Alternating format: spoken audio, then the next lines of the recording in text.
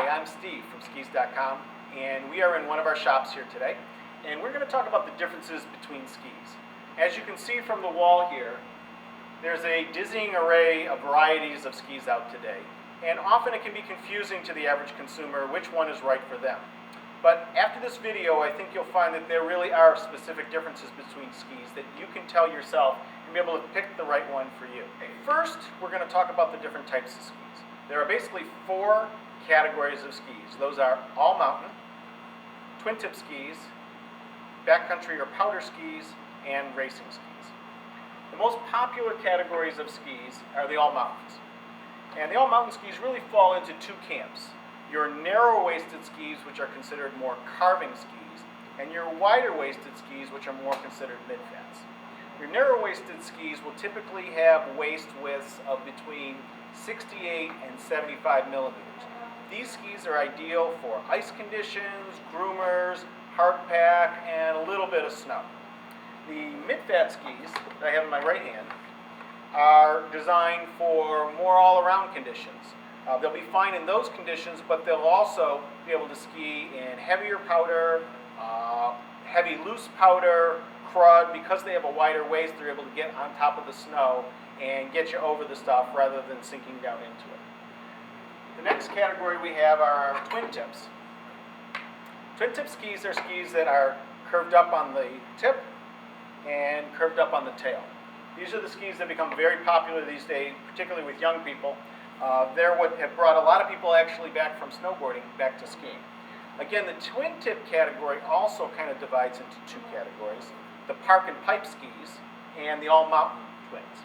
The park and pipe skis, just like their name, are the ones that are designed to be used primarily in the park and pipe. You can ski all mountain in them, but the park and pipe skis are for people that are going to spend at least the bulk of their time in the park and the pipe. They're designed to go into the half pipe. They can handle the jumping and kinds of abuse that typically are found in the terrain park. Now, your all mountain twins are twins that are turned up in the tip and tail, and you can of course go into the park and pipe, but they're really a better skiing ski designed for all mountain. They can handle crud and powder, hard pack, whatever you want to give them, but are more for the person who's going to spend less time in the pipe and more time around the mountain. Our third category of skis is our powder or backcountry skis. Now, these are our widest skis, typically above 100 millimeters in width, and sometimes as wide as 130 for a full-blown powder ski. Now, these skis will be a little sluggish and more difficult to turn on hard pack conditions, but when you're getting a lot of powder or you're in sort of a crusty kind of snow, these are going to be the best skis because they're going to literally float yourself right up to the top of the snow. And then lastly, we've got racing skis. Racing skis are very different. They're very narrow in the waist, typically 68 millimeters or below, and very, very stiff. These skis are designed for very hard, icy conditions, the types of conditions you typically would find in a race course. Next, we're going to talk about the three primary characteristics of a ski, and they are the stiffness of the ski, the width of the ski, and the shape of the ski. All right, let's start with stiffness. As a general rule, stiffer skis are for more advanced skiers, from advanced to expert to racing, and softer skis are generally designed for more beginner skiers. And when we talk about stiffness, there's really two kinds. There's longitudinal stiffness, which goes from the tip to the tail, and then there's torsional, which is in the tip, which prevents it from twisting. An advanced skier wants a very stiff ski, and the reason why they want that is because they're skiing at very fast speeds. They need a ski that's going to hold up. They're going to push that ski really hard and really load it up. Plus, they need that ski not to twist as they're making the real hard turn, so they need a very stiff ski. On the other hand, a beginner or intermediate skier wouldn't want a stiff ski because they ski at slower speeds. They want a ski that's easy to initiate the turn, and a ski that will be able to really kind of help them to learn quicker rather than fighting against them. You'll notice this ski is an example of a very soft ski. That will allow the ski to enter into the turn very easily and come out very easily. But if you put an advanced skier on a low end or soft ski, then that ski would chatter a lot, it would slip and move along the snow rather than gripping and holding, and it simply wouldn't be able to give the advanced skier the kind of skiing characteristics that they look for in a ski. Next, we're going to talk about the width of skis. The widths of skis can come in a variety of different sizes from about 67 millimeters all the way up to 130. And the different widths are designed to do different things. For simplicity, we're going to divide it into 4 categories. Our narrow width skis, our mid-fat skis, our wide skis, and our powder skis. You can find the width of the ski generally printed on almost every ski somewhere on the tail of the ski. And that width will kind of tell you what kind of conditions that ski is designed for. For example, the ski in my hand here is one of our narrower waisted skis. Typically those will be between 67 and 75 millimeters, designed for hard pack, powder, icy conditions, groom conditions, etc. The next category being our mid-fat skis would be the skis that are typically between 76 and 88 millimeters. These skis are designed more for out west, for powder conditions, for sloppy snow, for crud, but can also work fine on groomed and hardpack conditions as well. This is kind of your SUV go anywhere with.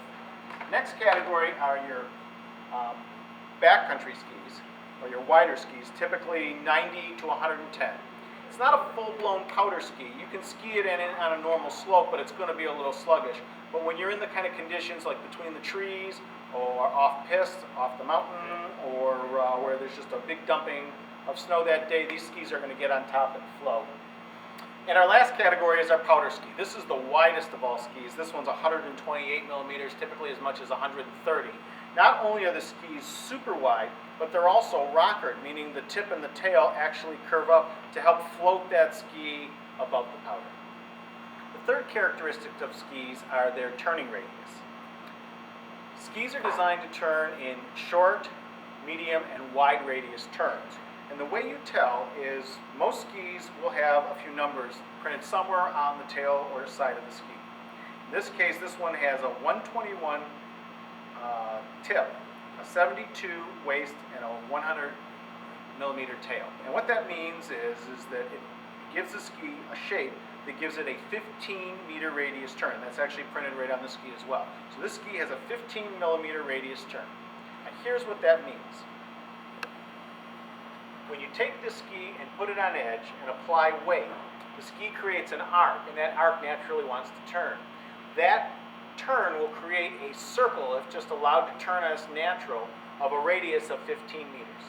Now, turning radiuses typically, if you like short, quick turns, you're going to want a ski that has a turning radius of somewhere between about 11 and 15.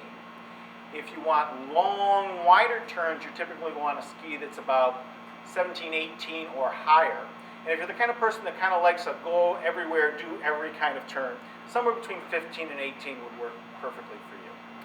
Lastly, we're going to talk about integrated bindings. Integrated bindings are typically found on virtually all mountain skis these days. And the reason is really pretty simple.